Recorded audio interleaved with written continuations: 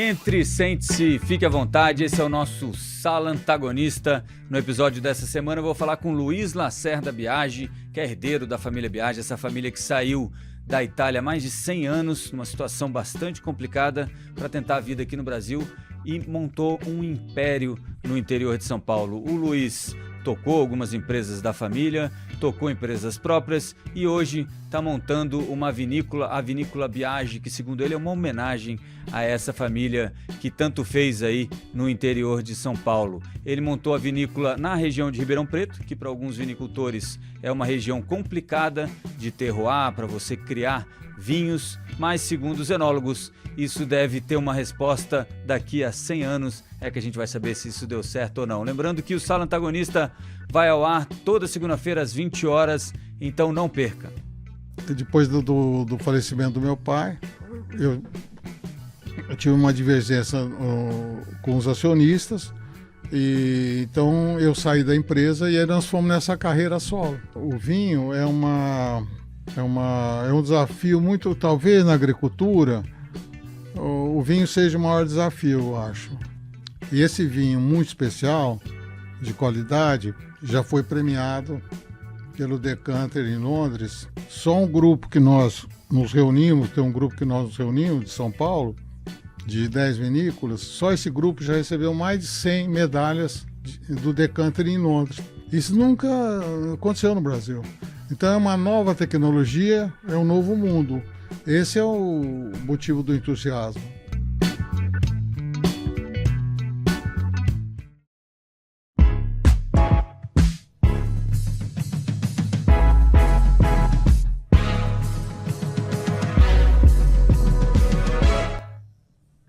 Olá, seja bem-vindo ao nosso Sala Antagonista. No episódio dessa semana eu vou falar com o Luiz Biagi, que é um dos herdeiros da família Biagi, família grande e uma família que montou um império no interior de São Paulo durante algum tempo, era chamado de Império dos Biagi, e hoje ele está criando uma vinícola que tem apenas 4 anos, a Vinícola Biagi, em Ribeirão Preto, que também é um lugar que pouca gente, próximo a Ribeirão Preto, ali na região de Ribeirão Preto, que também pouca gente acreditava que é um espaço prolífico para vinícolas. Ele vai explicar um pouquinho para a gente dessa trajetória dessa família que saiu da Itália muitos anos atrás para tentar a vida no Brasil e conseguiu vencer todos os obstáculos dessa jornada para se transformar numa das famílias mais influentes aí que a gente tem no interior de São Paulo. E também vamos falar um pouco desse negócio da vinícola, que é um negócio que o pessoal aí da enologia fala que você tem que esperar só 100 anos para saber se fez a escolha certa ou não. A gente vai falar um pouco sobre isso. Pode ficar comigo que você não vai se arrepender.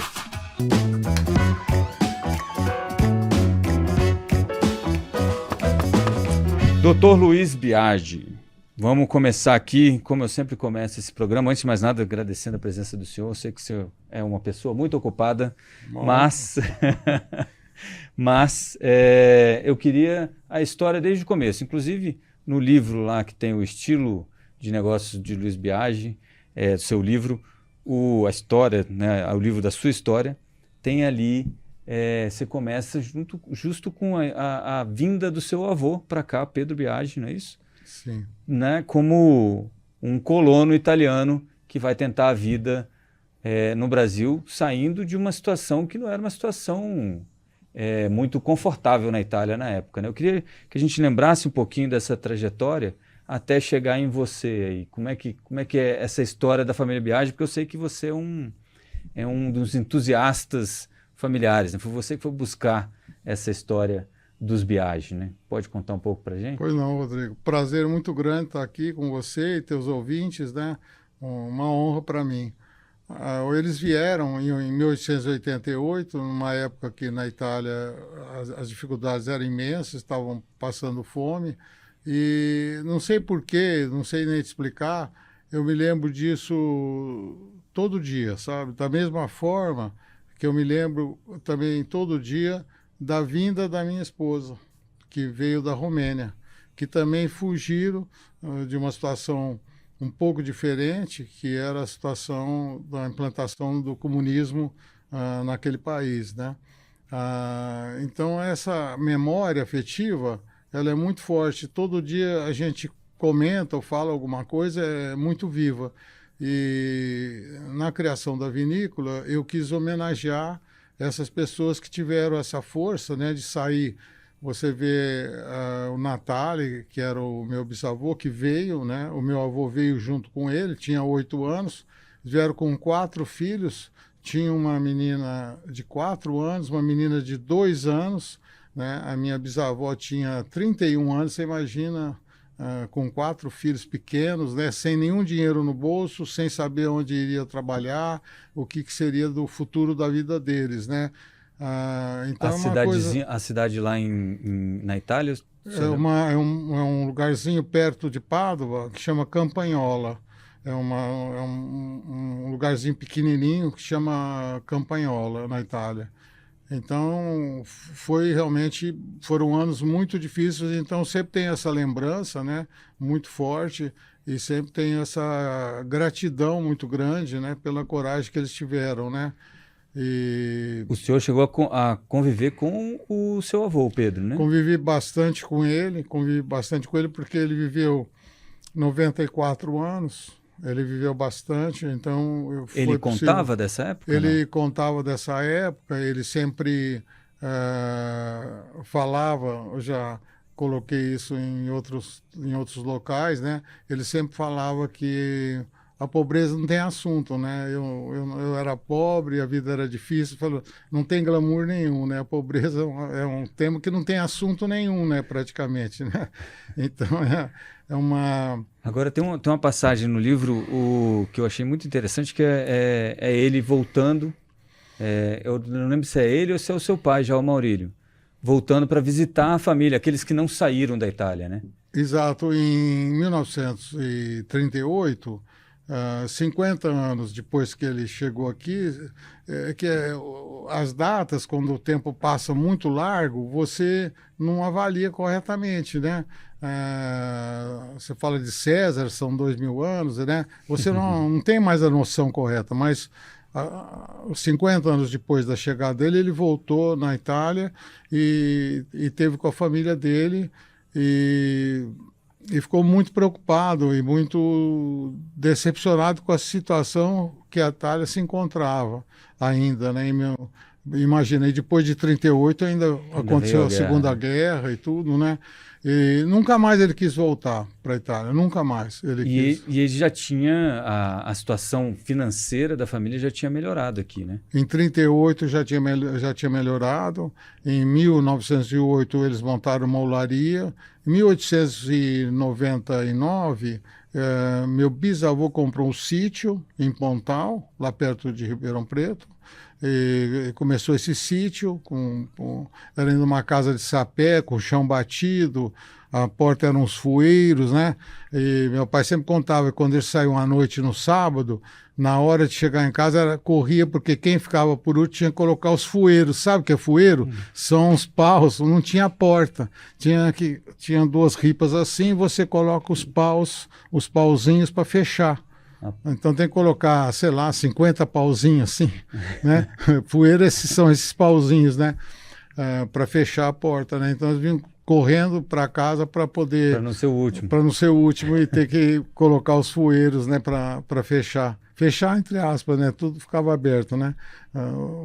Mas era uma vida foi uma vida muito, muito difícil mesmo. E ele montou uma olaria. O primeiro imposto que ele recolheu foi em 1908. Tem um tique do primeiro imposto recolhido. Depois ele montou uma casa de comércio, de secos e molhados, na pracinha da cidade. E em 1922 ele montou o primeiro local para produção de açúcar. Naquele ano produziu acho que 4.000 sacas de açúcar naquele ano. Ele já plantava cana, não?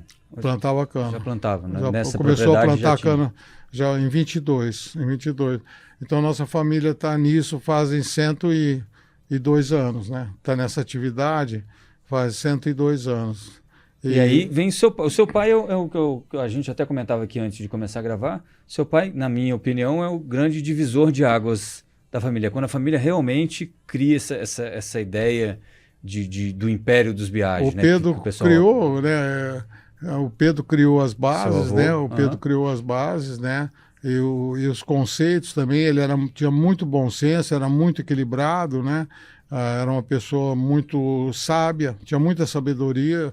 Ele criou as bases e propiciou oportunidade. Meu pai estudou contabilidade em Campinas e foi, em 1936, foi começar a trabalhar na usina Santa Elisa, que era um novo empreendimento que ele também viabilizou, que o Pedro também viabilizou.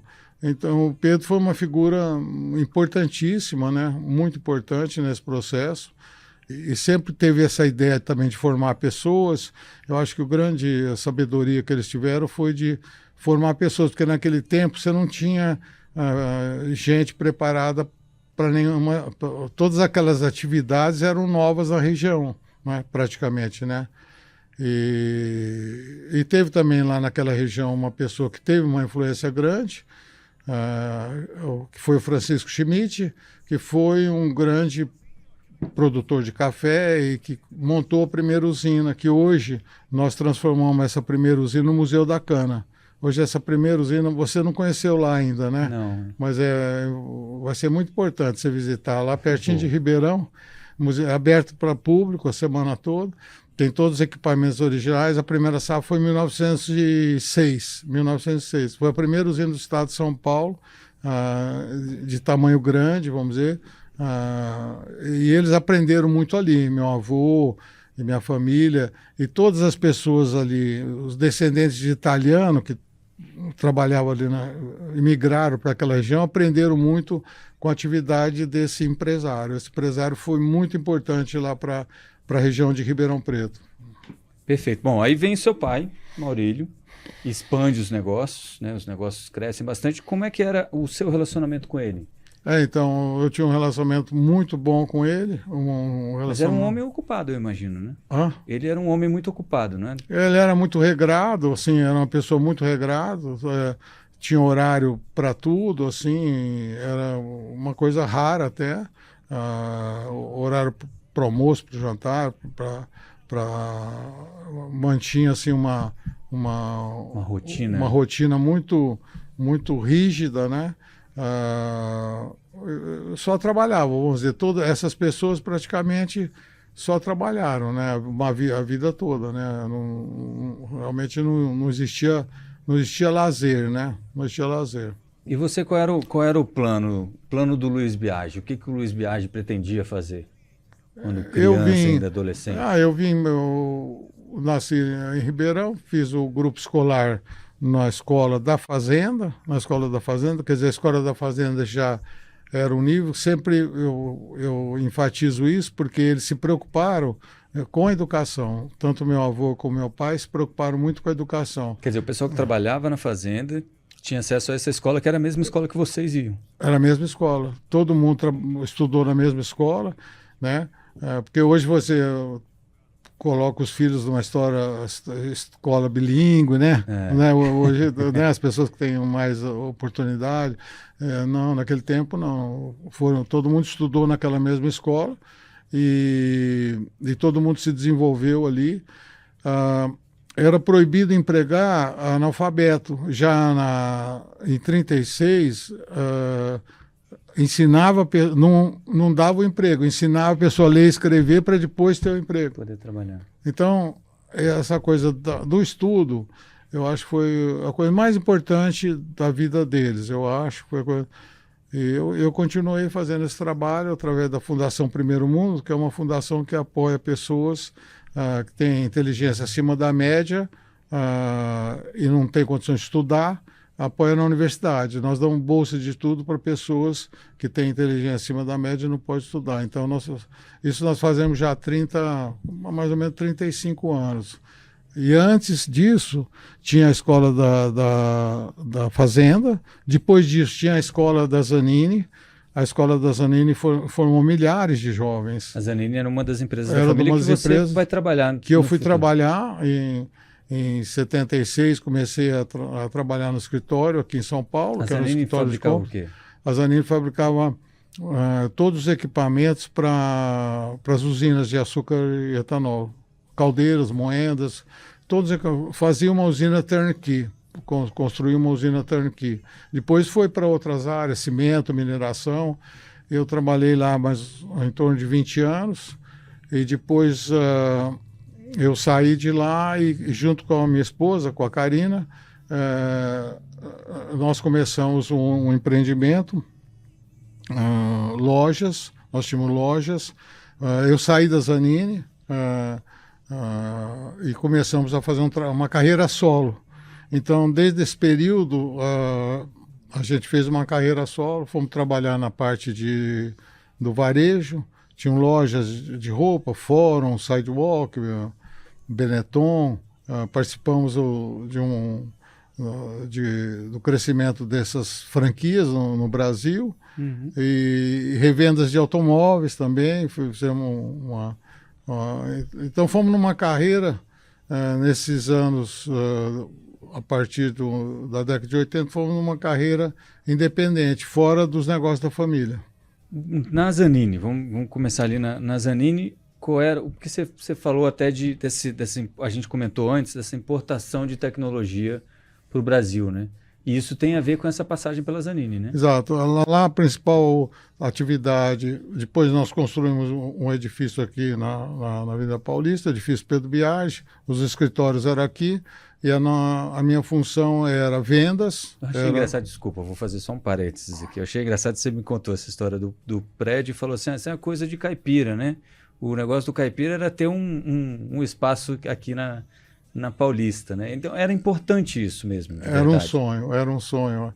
Era uma consagração? É como se fosse uma realização. Quando foi para fazer o edifício, era um terreno que pertencia ao Bamerindos. Eu comprei o terreno e fui pedir autorização para o meu avô para pôr o nome dele, porque meu avô dizia para você nunca colocar o nome em nada. Se você for muito bom, você vai inibir os que vêm depois. E se você for muito ruim, você vai prejudicar. Então, que você nunca deve colocar o nome em nada, o seu nome em nada. Aí eu fui na casa dele, chamar de Nono, né? Nono, posso colocar o seu nome no edifício? Ele falou, não, mas eu não acho válido, porque não é bom a gente se expor dessa forma e tal e tal. Aí, mas eu vou pensar, falei, tá bom. Aí depois de umas 2 semanas, voltei lá, ele falou para mim textualmente a seguinte frase: Luiz, na avenida mais importante da América Latina, eu vou aceitar. Olha. Ele fez isso, eu achei interessante isso, na avenida mais importante da América Latina, eu vou aceitar. E ele era, porque eu tenho essa passagem dessa visita, né, à família de volta lá nos anos 30, no final dos anos 30, na Itália, que ele comenta sobre a situação que ele estava vivendo no Brasil, né, que era uma situação já de bonança, e que o pessoal lá, a família meio que fica assim, esse cara veio aqui contar lorota pra gente. Né? Exatamente. Ele procurou minimizar a evolução que ele tinha tido, e os italianos, questo viene qui per dire bugia, né? Bugia é mentira em italiano, né? Esse aqui veio lá do Brasil aqui para mentir para nós, né? Então, realmente, acharam que ele estava contando papo, contando vantagem, né? E ele tinha minimizado muito, falado números muito inferiores ao que ele já estava usufruindo, né? Então foi realmente um momento assim muito que impactou muito ele, né? Ele viu a família ali em situação ainda de muita dificuldade, né? Bom, vou voltar aqui que eu acabei interrompendo você. O prédio, então, faz o prédio aqui na Paulista, o Pedro Biagi.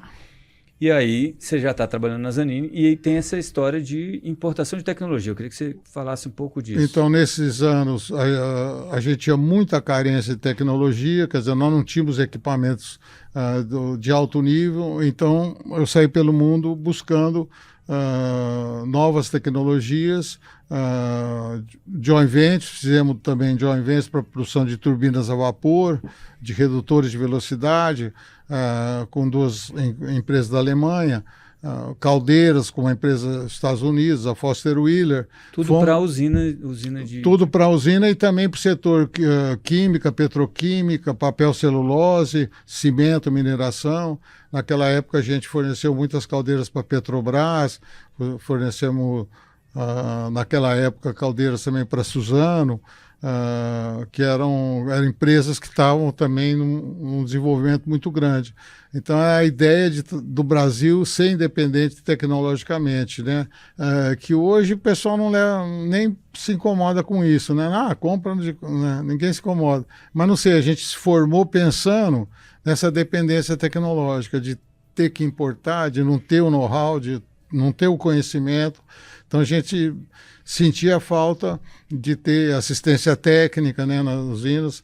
Então, foram feitos muitos acordos de tecnologia com vários países, né, com os Estados Unidos, com a Alemanha, com a Itália, com todos esses países que a gente se relacionou, e deu muito certo, foi muito bom, porque houve uma evolução muito grande na produção de etanol mais eficiente, né. Nós fizemos um trabalho para destilarias mais eficientes de etanol, então isso aí valorizou muito o setor, né? O setor sucroenergético no Brasil foi muito valorizado. E ainda pegou ali o Proálcool mais ou menos nessa época, né? Foi o início do Proálcool. Naquela época nós fizemos um trabalho que apresentamos ao presidente Geisel, chamado fotossíntese como fonte energética.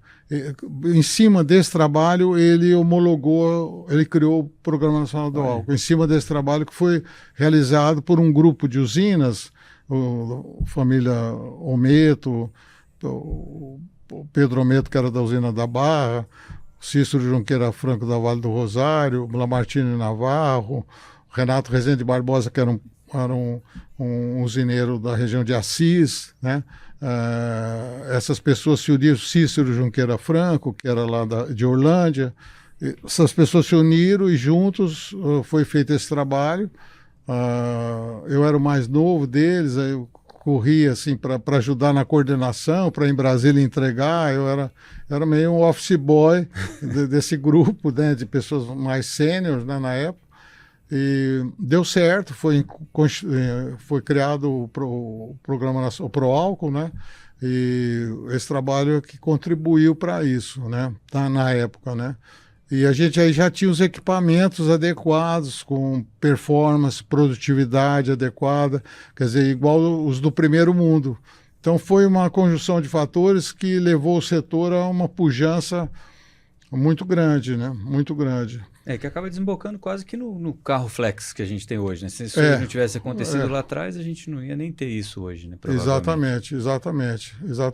E naquela época, a Petrobras fazia um trabalho, criticando o Proálcool, argumentando de que a mistura carburante iria prejudicar a Petrobras porque iria sobrar a gasolina, porque a hora que você enfiava 20% de etanol na gasolina, iria sobrar e não tinha demanda de exportação na América Latina, né? Mas na época nós tínhamos o projeto das colunas de destilação de petróleo, que nós tínhamos feito projeto para a Petrobras. Então nós mostramos numa reunião em Brasília que mudando aquelas colunas, nós levamos o projeto reformulado para mudar as colunas e produzir menos gasolina. Então, naquela época, o presidente Figueiredo determinou que a Petrobras executasse a nossa proposta. Então, isso ajudou muito, porque a Petrobras não pôde impedir a evolução do Proálcool. Porque teve um momento que a Petrobras se sentiu muito prejudicada, porque o álcool foi uma invasão dentro da Petrobras, né? Quer dizer, ela perdeu, de uma certa forma, 20% da receita, né? Então, foi uma... Era uma ameaça, né? Foi uma ameaça muito grande. E o conhecimento e a tecnologia nos salvou. O conhecimento sempre salva, né? Sempre salva a gente, né? Esse é o maior ensinamento do seu pai, não? Eu acho do conhecimento, do conhecimento, eu acho que você foi à faculdade, você se formou em... Eu fiz Mackenzie, eu fiz a economia no Mackenzie, aqui em São Paulo. Pronto, e aí foi trabalhar na empresa da família e saiu por quê? Naquela época, eu tive uma divergência com relação à orientação do futuro. Tive uma divergência com relação ao futuro, ao desenvolvimento do negócio. E depois do falecimento do meu pai, eu tive uma divergência com os acionistas. E então eu saí da empresa e aí nós fomos nessa carreira solo. Iniciamos uma nova vida. Mas não era brigado com a família? Não era brigado com a família. Era divergência de perspectiva, né? Divergência de estratégia, né? De caminho a seguir, de futuro, né? Muito bem, passado tudo isso, aí você já está mais descansado, né? Aquela coisa, diminuindo um pouco o trabalho. E aí, um dia você acorda e fala assim, pô, vou abrir uma vinícola porque eu estou com pouco problema para resolver, é isso? Foi um erro de avaliação minha, mas foi uma falha minha. Foi uma falha minha, sabe, Rodrigo? Mas é verdade, é verdade. Você deduziu. A gente estava achando que estava meio ocioso, né? Tá achando que estava meio ocioso.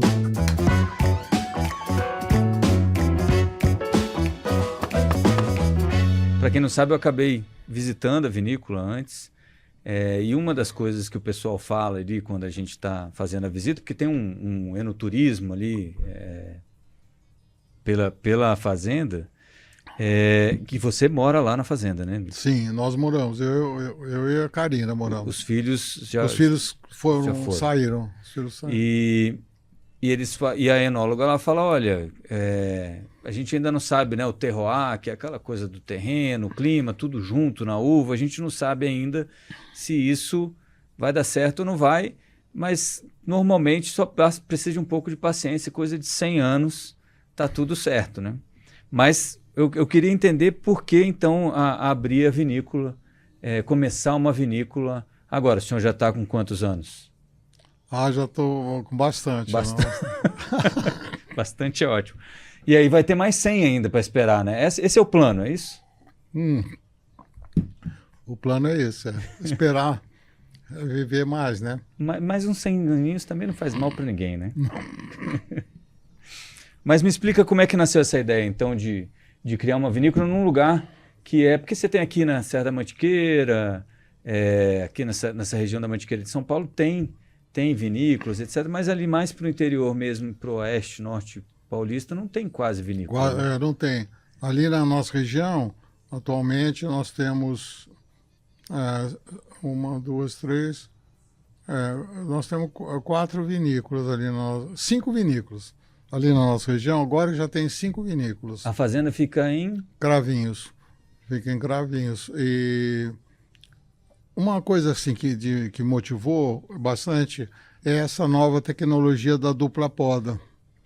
Ela está sendo aplicada só no Brasil. Não existe, né? Foi desenvolvida aqui no Brasil pela Embrapa, pelo pessoal de Minas Gerais, né? Pela Epamig e por um empresário também que se envolveu muito com isso, que chama Murilo.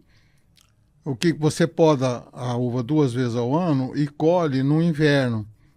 Essa primeira poda é para atrasar mesmo o crescimento da planta, é isso? É uma poda intermediária e depois você poda em janeiro, mais ou menos, né? Depois você colhe em agosto, julho, agosto, aí você poda de novo.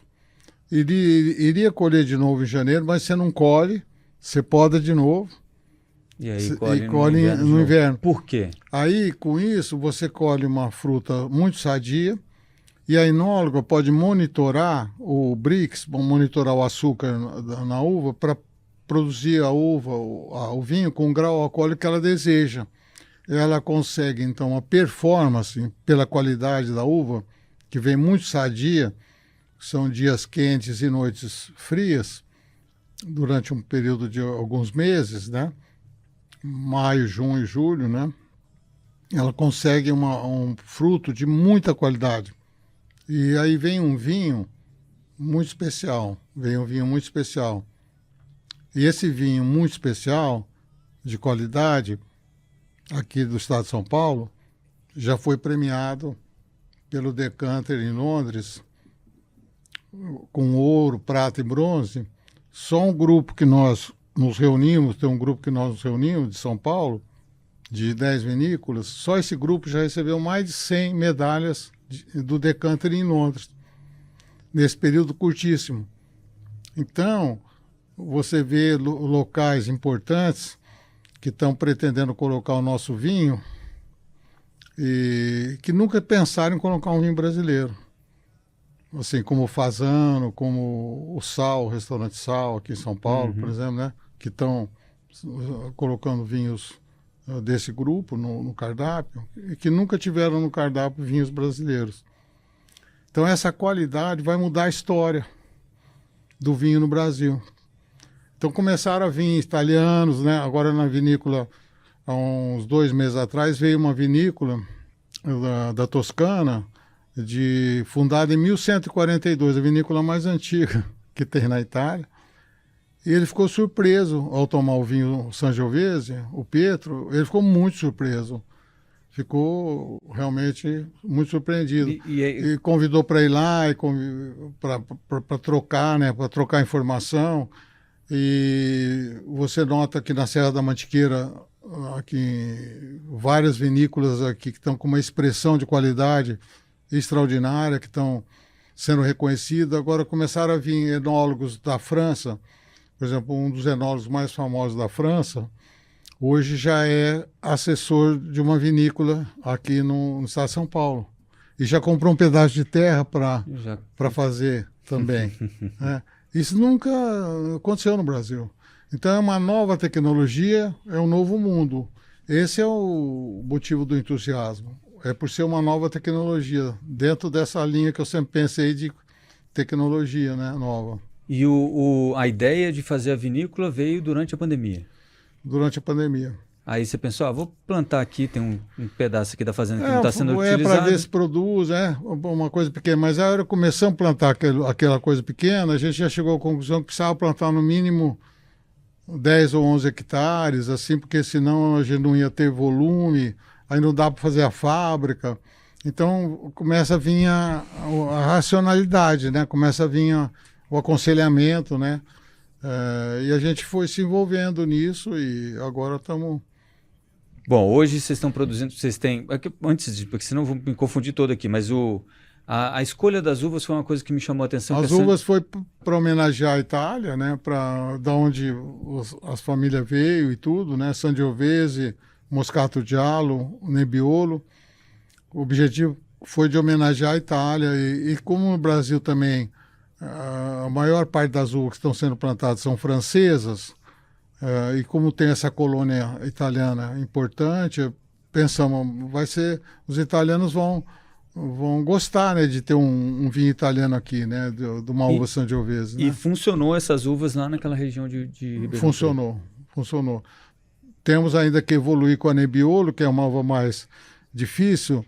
Você vê, Nebbiolo vem de nébia, né? Nébia, você vê, a palavra já da uva já é de uma região mais fria, uma região mais alta, né?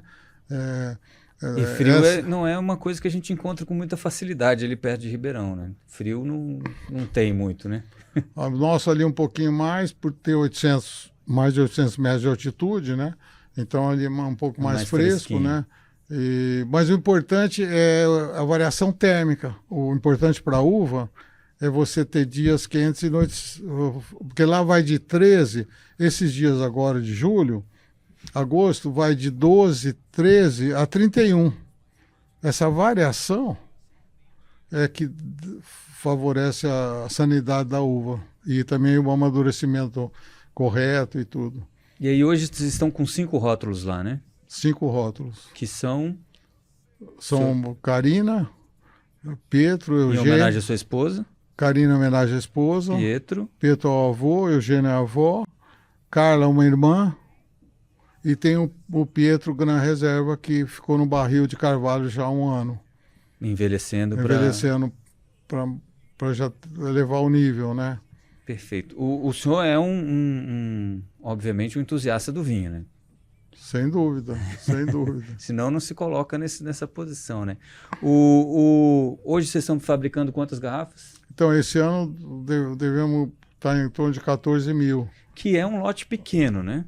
É um lote pequeno. As vinícolas já de São Paulo já tem vinícolas com 150 mil vinícolas novas, né, que estão feitas aqui em São Paulo. As primeiras que foram construídas já nessa nova tecnologia de São Paulo já produzem em torno de 150 mil a 200 mil garrafas por ano já. Esse é o plano da Vinícola Biagi? A nossa seria 100 mil. 100 mil. 100 mil garrafas. Essa é a ideia. Mas hoje a fabricação não é feita a fabricação lá. A partir do ano que vem vai ser feita lá. Está sendo construída a fábrica e vai ser. Hoje a nossa enóloga é que fabrica o nosso vinho em Caldas. Ela tem uma fábrica em Caldas, em Minas, e o nosso vinho é feito em Caldas hoje. E ali a fazenda, além do vinho, ela fabrica queijo também, é isso? Não? Queijo, tem um queijo artesanal, queijo no último campeonato aí de queijo do Mundial, que teve aqui em São Paulo, a fazenda ganhou 3 prêmios, 3 medalhas de ouro, os queijos feitos lá. Queijos artesanais, tem brie, camembert, talédio, esses queijos também que eu nunca imaginei que a gente fosse fazer para servir na degustação. Na degustação dos vinhos. Dos vinhos, né? Para servir na degustação dos vinhos. Então tem o queijo, tem também a horta, quer dizer, aquela ideia do farm to table, né? Quer dizer, da fazenda para a mesa, né? De ter tudo na fazenda, toda a produção de quase tudo para poder servir, porque também tem um restaurante lá. Um restaurante, a hosteria, que funciona nos fins de semana, por enquanto nos fins de semana. Que é para promover turismo, no fim das contas é um ecossistema para tornar aquilo economicamente viável, é Exatamente, isso? O enoturismo é fundamental para as vinícolas se viabilizarem. E hoje como é que é feito isso lá para visitas É com agendamento pelo Instagram, normalmente pelo Instagram, agendamento, e todo fim de semana tem a visita ao vinhedo, a degustação, tem um passeio, a degustação e o almoço ou jantar. Hoje está com a chefe Beatriz Nomelini, não é isso? Beatriz Nomelini é a nossa chefe hoje. Que lá cuida do cardápio lá. Cuida do cardápio. Tudo produzido, praticamente tudo produzido na fazenda, né? E tudo produzido na fazenda, exatamente. Por isso essa ideia do Farm to Table. Farm to Table, essa é a ideia, o desafio, né? Mas está indo bem, você viu lá, né? Eu vi. Você almoçou? Eu almocei, muito bom. Eu não posso ficar fazendo tanta propaganda, mas eu gostei muito. Mas vamos lá, quando começou a vinícola, a ideia era ser um negócio ou era um hobby? Porque a gente pensa, eu vou plantar umas parreiras aqui, fazer um vinhozinho para consumo próprio. Eu acho assim, que quando nasceu, eu não tinha pensado no negócio, sinceramente não tinha pensado.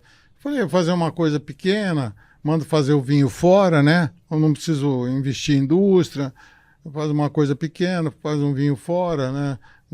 Os riscos são mínimos, né? Os riscos são mínimos. No começo pensei assim, E aí quando é que veio esse start do, poxa, isso aqui pode se transformar num negócio mesmo? Vem assim, a enóloga começa a falar, porque nós, por sorte, contratamos a enóloga mais importante do Brasil hoje, eu acho. Pra você ter uma ideia, nesse ano ela ganhou no Decanter em Londres. O Decanter é o Oscar do vinho. Ela ganhou 27 medalhas esse ano. Como é que é o nome dela? Desculpa. Isabela Pellegrino. Isabela Pellegrino é uma grande enóloga. O senhor chamou ela para ajudar com essa ideia. Eu chamei.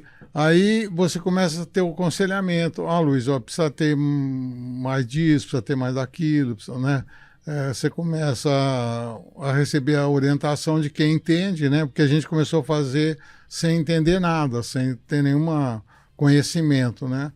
Então aí quando vem as pessoas que têm know-how, aí vem o fabricante da máquina, aí ele fala, não dá para fazer uma máquina tão pequenininha para só 50 garrafas. Não existe essa máquina, né? O mínimo é um volume X, né? Então você começa a ter todo esse feedback, né? Essa informação, e aí fui caminhando para uma coisa empresarial, né? Eu acredito, sabe, Modeste, de coração, que o vinho é um desafio muito, talvez na agricultura, o vinho seja o maior desafio, eu acho, em termos de performance, Por quê? Porque o vinho, você começa a fazer um vinho, e aí eu quero que você tome o meu vinho, mas você já casou tomando aquele vinho, você já batizou um filho com aquele outro vinho, quer dizer, não é de repente que você vai tomar meu vinho, porque mesmo que ele seja bom, porque você tem um histórico. Então, tem uma ligação sentimental com a garrafa? Com as coisas, né? Com a tua vida, né? Então você é um intruso, você começa a fazer o vinho, você é um intruso. Você de repente você quer ir no restaurante que o cara peça o teu vinho, né? Então você tem que construir uma história para que amanhã as pessoas tenham casado lá na vinícola, que as pessoas tenham batizado um filho lá. Quer dizer, você tem que construir a sua história como os outros construíram. Então não é uma coisa fácil. Como é que começou a visitação lá? Quando é que abriu para visitação? Abriu em fevereiro, dia 11 de fevereiro de 2023, abriu, e deu certo.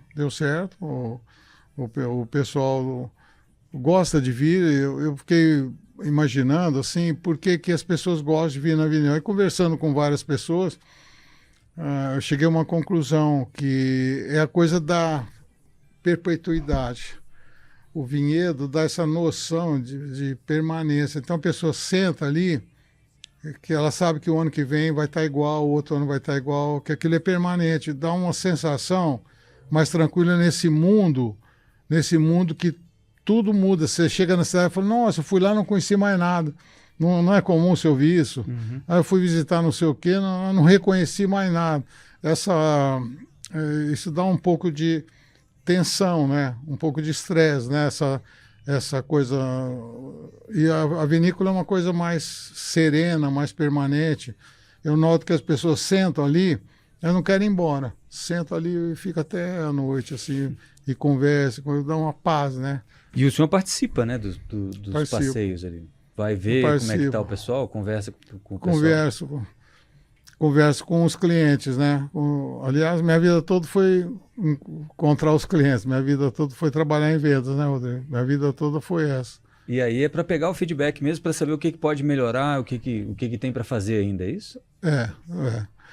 E os clientes dão o feedback. Se você tem que perguntar de uma maneira, não perguntar se está tudo bem, porque ele fala que está tudo bem. Você não pode perguntar assim, sabe? Você tem que fazer fazer um contornar assim para propor que ele te ajude. Você entendeu? Você não pode perguntar se ele gostou da comida, ele fala que gostou. Você fala, mas você não pode perguntar se ele gostou. Você tem que dizer, nós estamos fazendo um trabalho, levantamento. Aí ele fala o que ele não gostou. Entendi. Porque aí abre a possibilidade dele criticar, né? Dele criticar. É mais importante a crítica que o elogio? Nesse tipo de muito negócio? Importante, nossa. A crítica acho que em tudo, né? Acho que em tudo. E ninguém gosta de criticar, né? As pessoas não gostam de criticar, né? Mas a crítica é a única forma de você evoluir, né? É a única forma de você evoluir.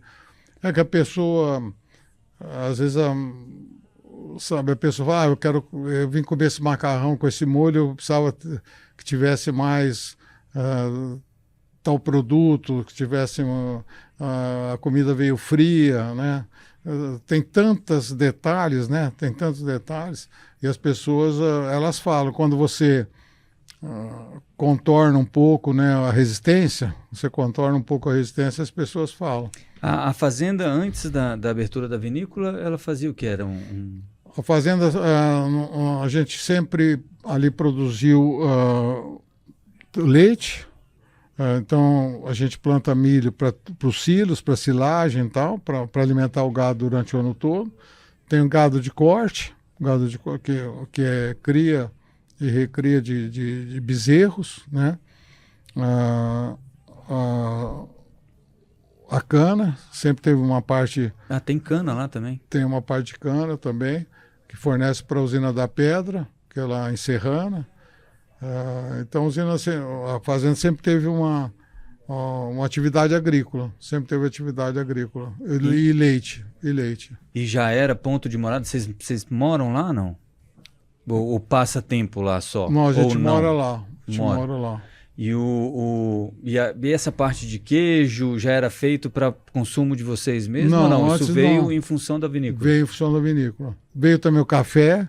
Nós temos lá o empacotamento e torra e empacotamento de café. Temos um café também da fazenda. Ah, é? Chama Café Café Biagi. Patrocínio. Agora vai ter o Café Biagi. Vai arábica? É. E lá na fazenda tem uma história do café muito importante, que o antigo proprietário, Luiz Pereira Barreto, que foi uma pessoa muito importante na história do Brasil, um cara realmente extraordinário, fez muita coisa para o Brasil, era um médico formado na Bélgica. Em 1876 eles compraram aquela fazenda e ele desenvolveu o café Bourbon, porque o primeiro lugar que plantou o café Bourbon no Brasil foi ali, na fazenda. Olha. Então já tem uma história, né? A fazenda já tem mais de 200 anos ali. E tem uma história de pessoas assim também importantes, criativas, né? Que passaram por lá. Vocês compraram dele a fazenda, não? Nós compramos dos descendentes dele, da família Pereira Barreto. Mas era uma fazenda produtiva na época, ou não? Na época a fazenda não estava produtiva porque pertencia a uma viúva e ela estava sem forças para tocar o negócio. Para tocar o negócio na época, né? Mas a qualidade ali das terras é extraordinária. É um lugar extraordinário. Então, só para ver se eu entendi, hoje tem gado de corte, leite, cana, café. Café já tem, né? Café a gente compra de fora e faz a torra. Ah, faz a torra. E o empacotamento. Mas lá. não está plantando o café lá também? Não está plantando. Dá para fazer tudo no mesmo espaço ali? Ainda dá. E a uva? E a uva. Quais foram os aprendizados ali que o senhor não imaginava que teria com uma vinícola, que foram surpresas? Assim, olha, essa aqui eu não estava esperando. Aquela coisa de...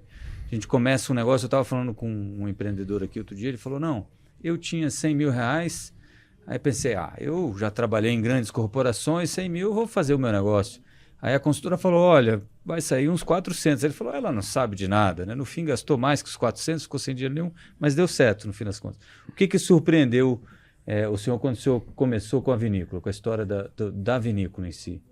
Tem isso ou não? Eu falo para a Karina, a gente sai de casa e vai lá na vinícola, e é interessante que em casa é um ambiente, onde a gente mora na fazenda, é um ambiente de fazenda antiga, e quando você vai na vinícola parece que você chegou na Toscana mesmo, tem o vale, né? Tem aquelas imagens que você conheceu, né? Dá uma sensação de acolhimento de vinícola.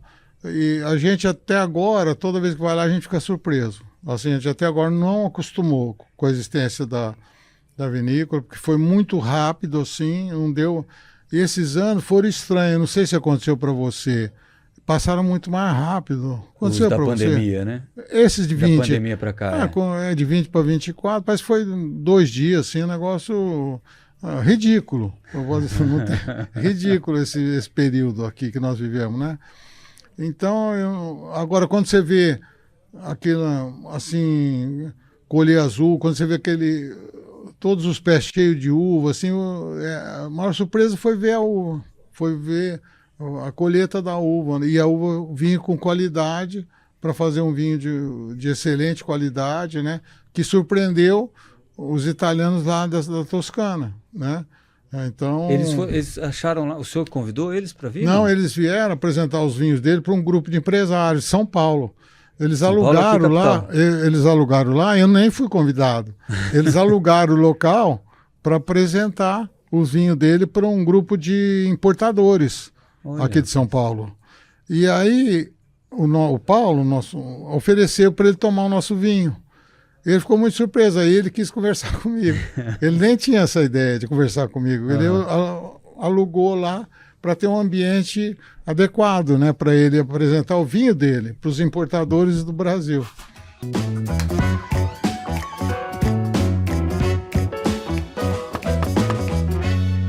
Hoje a vinícola já está no break-even, não? Ainda você está queimando caixa? Estamos um investimento, porque nós ainda vamos plantar mais uma área de uva, nós ainda vamos terminar a fábrica. Tem quanto plantado lá já hoje? Tem 11 hectares, 11, nós vamos plantar mais 9, vamos ficar com 20 hectares ali.